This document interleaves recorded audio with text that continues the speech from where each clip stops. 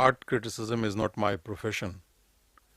I write art criticism for pleasure basically, and have been writing for various newspapers in Pakistan since 1971.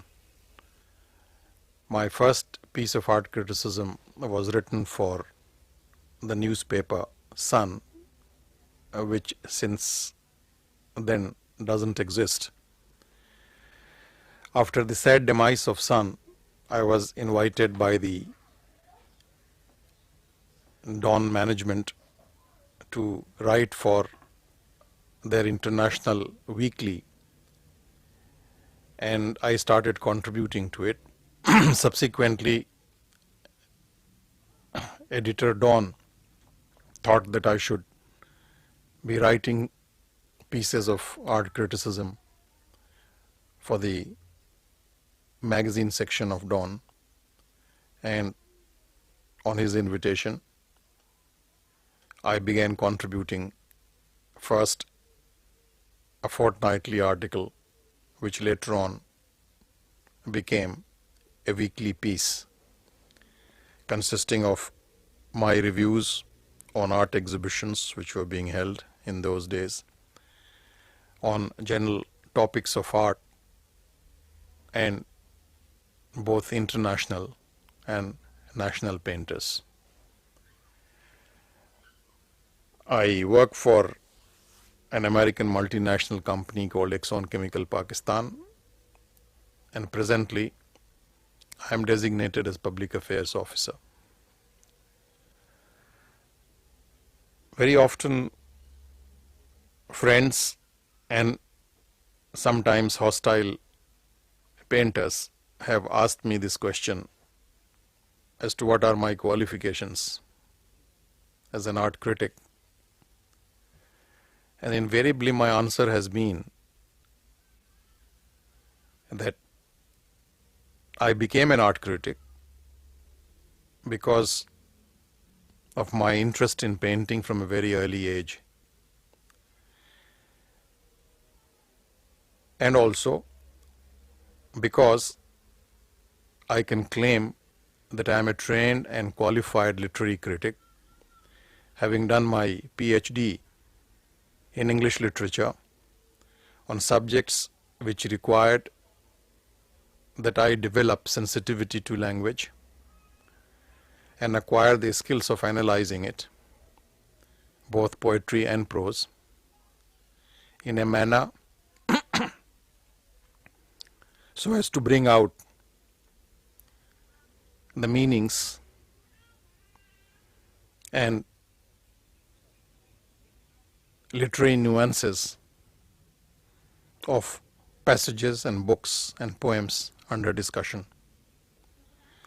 This training as a literary critic has helped me immensely in the appreciation of painting as well, because the thing which is common to both discipline, I mean the discipline of literary criticism and discipline of art criticism, that both start from the text itself. In the case of literary criticism, it's the poem or the prose passage that is the basis of discussion, and it's only when one has acquired an incisive understanding of an insight into these passages that you begin to build up your evaluation of the poet and the writer or the novelist as an artist. Exactly in the same manner, first you must have the necessary training of the eye, I mean. You must have the necessary training of the eye so that when you look at a painting, you are looking at it, you are absorbed in it in a manner that the painting begins to speak to you, that it begins to reveal to you its subtleties, its nuances, its style, and its meaning. It's only when you do this that you have the material to work upon through analysis, through discussion, and through the application of acknowledged critical tools in attempts to understand the mind and the style of the painter. The process, as I said earlier, starts from the text itself, and then it leads you on to the work of the painter or the sculpture, to his mind, to his personality, to the age in which he lives. If I may use an analogy, the process is like dropping a piece of a stone in a pool,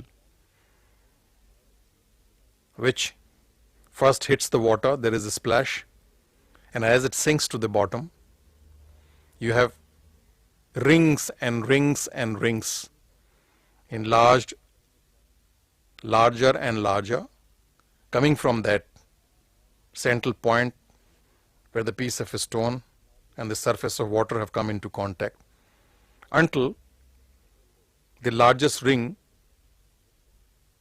envelops the whole lake, the whole piece of water, the whole surface of water. Exactly in the same way, you've got to sink into the work of art. You've got to drop into it. Allow yourself to drop to the bottom of it. For these rings to be made around you, around your mind, around your perception, for you to grasp not only the text itself, but the creator of the text, the age in which he lived, his personality, his psychological makeup, a whole lot of disciplines and knowledges which arise from your involvement with a particular work of art. This is my answer, and I also substantiated by telling them that from a very early age, I remember I must have been about 7 and 8, that I heard about Jamini Roy, who used to live only 30 miles from the place of my father's posting, and of whose work Mr. W.G. Archer, who was the collector of Santal Parganas, under whom my father worked as a sub-divisional magistrate, was a collector. Then my father used to subscribe to Illustrated Weekly of India, and I would find colored reproductions of paintings of Nandlal Bose, of Jamni Rai himself, of Amrita Shergill, and a host of other Indian painters. And I enjoyed looking at them, understanding some of it, not quite understanding others, and yet developing an interest which grew upon me of its own volition, until I passed school and was sent to Aligarh Muslim University for my inter as a science student. Instead of attending classes of mathematics and physics and chemistry, I used to spend a major part of my time in the Strachey Hall Library, University Library near Strachey Hall, reading through encyclopedias, their sections on fine arts and painting, or any other book on art that I came across. I was also fired with an interest to try my hand at drawing, and without any training. I remember I used to copy photographs, particularly sketches, cartoon sketches of Quaid-e-Azam and photographs of Allama Iqbal on a piece of paper. I wasn't particularly good with drawing, so that interest didn't develop, though I kept on reading Illustrated Weekly of India and any other books that I could lay my hands on, until I transferred from Aligarh to Patna College to do my honors in English literature. And my father, having seen my interest in art, mentioned to me one day that one of the Bengali clerks in his department was a painter, and that my father had spoken to him and he would be very pleased to give me lessons in painting. My lessons in painting began with this gentleman, and he taught me what was then the basic rudiments of watercolor painting. It was very primitive, rather commercial, I would say, in the sense there's certain tricks that you had to learn to do these things. For instance, if you wanted to paint cloud, you had to take some pastels, and with the help of a razor make powder out of them, mix them according to the effect that you wanted to gain, put it on a piece of black paper and use your thumb to create that effect, that kind of thing. Very soon I found the whole thing very, very mechanical, because every time I would go, I would be expected to paint a typical landscape which is artificial and which consisted of palm trees, a typical fisherman's hut, and invariably a scene from the Bengal countryside, of which I would say stereotype of Bengal countryside, of which my master was a delightful old man, very sincere, very interested in what he was doing. And I thought even at that age rather naive, because he didn't know much about art as far as information and knowledge went. So this is what he would expect me to paint. And I found this very, very mechanical, very, very tiring. And after about 6 months or so, I decided to give it up. Even though I gave up, and that was the end of my attempt to learn to paint myself, but my interest in books, and again Illustrated Weekly of India, to which I am very thankful, it continued until I went to England to study again for English literature. And it was there that a whole new and profound, I would say profoundly exciting world of art galleries and museums opened up to me. And from that day till today, in galleries in England and in Europe, in Karachi, wherever I have been, in the house of friends where paintings are hung, the first thing my eyes are attracted to are works of art. And I've been looking at them and looking at them and looking at them. And I cannot count the number of hours, thousands and thousands and thousands of hours that I may have spent in doing just this. Because I agree with Bernard Brenson, with whose name people must be familiar. In the early part of this century, he was considered to be the greatest living authority on Renaissance painting. Bernard Brenson has said, I may not be quoting him exactly in his exact words, but some of the words are his, that in order to acquire what he called connoisseurship, what you have got to do is to train your eyes. And his words begin that you have got to look and look and look and look until you are blind. And it's only then the painting reveals its style to you. I have done that for many, many hours. I believe in doing that even now. And I believe that whatever qualification I possess as an art critic lies in this very fact, that I look and look and look. And whatever my eyes discover, whatever messages they communicate to my mind, are described in words, which to my mind is my art criticism. How I started writing art criticism for Sun in itself makes a very interesting story, in which my friend Mr. Ali Imam played a very significant role.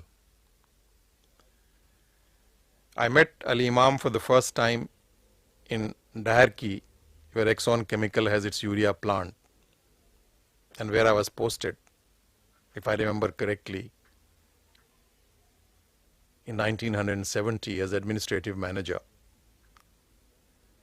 Since we were living in a very isolated colony there, we thought that we should try to introduce some interesting programs, particularly for the children and the ladies there. And one of the things which was suggested to us was that we should start painting classes both in the colony school and in the club. In the school for the students, both boys and girls, and in the staff club for the wives. And Mr. Ali Imam's name was suggested to us. Having settled terms with him, Mr. Ali Imam started making his visits to Daharki. He used to make 4 visits a month. We would fly him in by the company chartered Cessna, which used to run shuttle service in the morning, and he would leave in the evening, 5 o'clock in the evening, by the same shuttle plane, or if it was overbooked, by Khyber Mail, which used to leave Daharki at 9 o'clock. Between his lessons in the school and late afternoon lessons in the staff club, Mr. Ali Imam came to spend more and more of his time with me. I would come back from office for lunch. We would meet at lunch and have long discussions because we shared the same interest. He was a painter. I was a person whom I would describe as dedicated to looking at painting, reading about it, and about painters. And so a bond was created between us. And we would have long discussions. I would give Imam my views on painters, paintings, styles, movements, history of art, on sculpture. And this went on and on until after a year I was transferred to Karachi. In the meantime, Imam had opened up his Indus Gallery. And when I was in Karachi, I began paying visits, regular and frequent visits to him there in his gallery. And our discussions continued. Until one day, I don't remember the date exactly, Mr. Imam told me that he had met the editor of Sun, Mr. Shamim Ahmad, for whom somebody used to write pieces of criticism on art, which he wasn't doing either because he had left or Mr. Shamim Ahmad was not very satisfied with him. In any case, Sun was in need of an art critic. And Mr. Imam suggested that since I could talk so well on art, why shouldn't I write on it as well? I had written a brochure, I had written an introduction in a brochure of Lubna, who was known then as Lubna Latif, whose successful exhibition had been held in the Indus Gallery. This was a very beautifully designed and expensively printed brochure, to which was added my long introduction, which when sent out to Faiz Ahmad Faiz and several other people, received very encouraging commendations. And to this day I have in my file Faiz Ahmad Faiz's letter on this brochure. Anyway, I gave a copy of this brochure to Mr. Shamim Ahmad as a sample for him to see if I was worthy of his newspaper. And I was very gratified to find that Mr. Shamim Ahmad had no hesitation in giving me, for those days, all the space I could fill up on the editorial page once a week. And so I began my writing career as an art critic. And every week, for as long as Sun survived, I used to write a longish article in rather a complicated style in those days, regularly, once a week, regularly. I would like to acknowledge here Mr. Imam's role in making me an art critic, in the sense that it was on his promptings and encouragement that I thought that it would be fun doing it. And it must also be mentioned here that the kind of intellectual friendship, or the friendship of the mind, which I think is more important to both of us than anything else, that we share and that we have built for the last 18 years or so now, has passed through many dramatic and critical phases. Even though we share the same interest, the same passion for fine arts,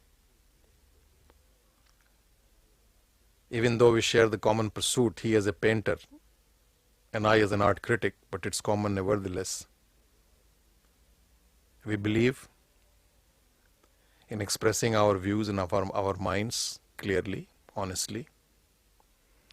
We had had arguments, conflicts, even quarrels over ideas, not over anything else. We are not disagreeing with each other, for the very simple reason that despite disagreement, quarrel,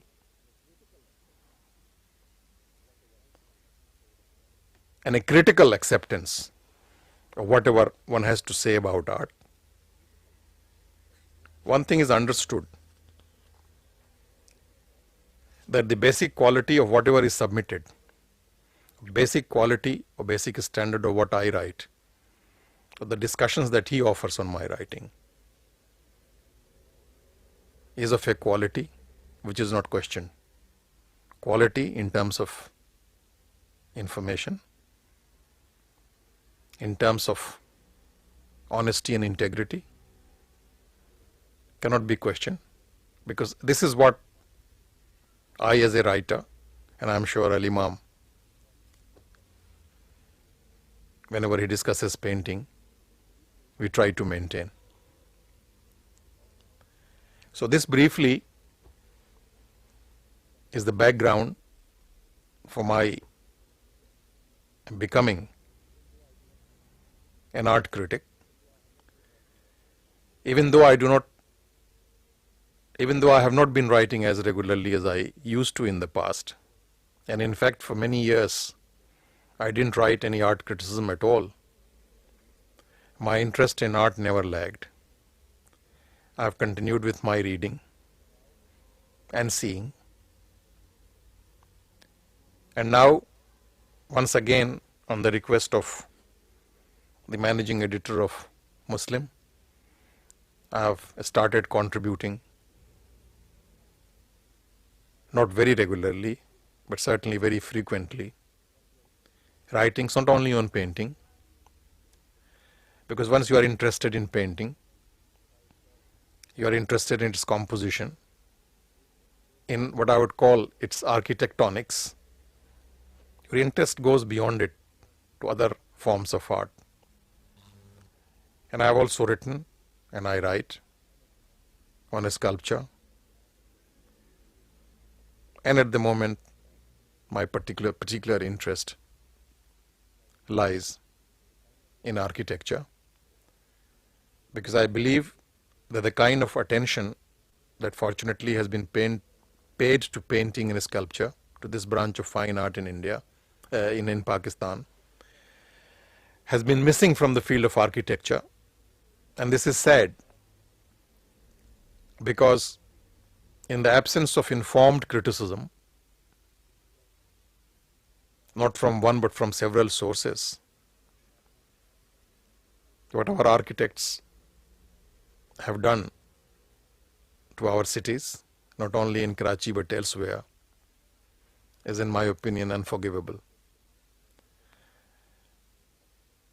Once again, I have been questioned by professional architects as to my qualification, and I think it's desirable that certain names should be mentioned. I remember an occasion in the American Center after a program in architecture in which Yasmin Lari and I, along with others, happened to be speakers. She took exception to some of my remarks and questioned me as to what my qualifications were to have made those remarks. Did I know about architecture, about modern architecture, and questions in similar vein. I was amused with her professional arrogance, and my answer was very simple, that I was not an architect. She was. Compared to her, I knew nothing about architecture. But I requested her to give me one right at least, the right of an ordinary citizen who happens to be, if not fully, somewhat educated, who may not have enough knowledge about architecture, but was passionately interested in this art form, and above all, who cared a lot about his environment. This man also happened to have the gift of the gab. He also happened to have a way with words. And it also happened the newspapers gave him a space to write. And so he wrote on architecture. He is not a scholar of architecture or painting for that matter. He has no pretensions of a scholarship. The only pretensions he has is that since most buildings are public,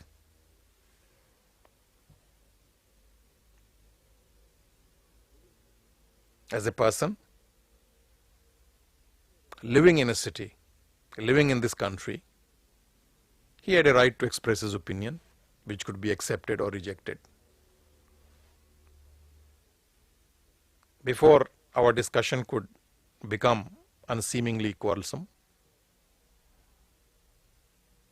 I separated myself, because this is a right which generals, bureaucrats, as well as professionals are not prepared to grant to an ordinary man. In this context, I may mention to you that this issue lately has become a very hot topic of discussion in England because of the interest of Prince Charles, the Prince of Wales, in architecture, who has emerged as a pleader for the rights of ordinary man to have a say as to how his city should be transformed, what building should be put up. And recently, when I was invited to give a lecture at Harvard, these are the views he has tried to propagate in America as well. So currently, this is what I am writing on. I don't enjoy writing itself. The process is a bit painful. Some writers enjoy writing. I have read that some poets and writers don't. And when I have any idea in my mind, I also have a feeling of being weighed with pregnancy of thoughts and ideas. And within me there is usually a conflict, an urge immediately to pick up pen and paper and settle down to writing. But there's always something in me which is fighting against it, militating against it. And sometimes days and hours and days pass before I force myself. And every time I've got to force myself to sit down and begin writing. Once I do that, the most difficult thing is the first sentence, sometimes the first paragraph. And sometimes I take hours and days over it. That's when my wife says that it's not safe to drive with me when I'm at the wheels, that I don't eat properly, that I'm very much distracted. But once the first sentence comes to me, and sometimes it comes in seconds, sometimes in minutes. Once I have grasped the first sentence and hung on to it for dear life, the rest becomes easy. The first draft is written very, very fast. It doesn't take more than 45 minutes for me to write 1,000 words or more. But invariably, the first draft is atrocious. It consists of some good lines, good phrases, but never a good paragraph. And then I work on it the second time, sometimes the third time, but never more than 3 times. It's only then that my article emerges in shape that I feel at that point of time it should have. I must confess that I find reading my article in printed form far more difficult than writing it. And there's a deep revulsion against doing it, but I have to read it because I want to find out what has happened, how my article has been printed, if there are any mistakes, something has been edited out. And I go through, subject myself to this painful process of reading it, with the result that despite offers from publishers and friends to find publishers, I have not been able to put together a couple of books from my almost 17 years of writing, because the thought of rereading those old articles, editing it, is very painful. And the only way they can be put in book form is if some friend decides to take their trouble and do it for me.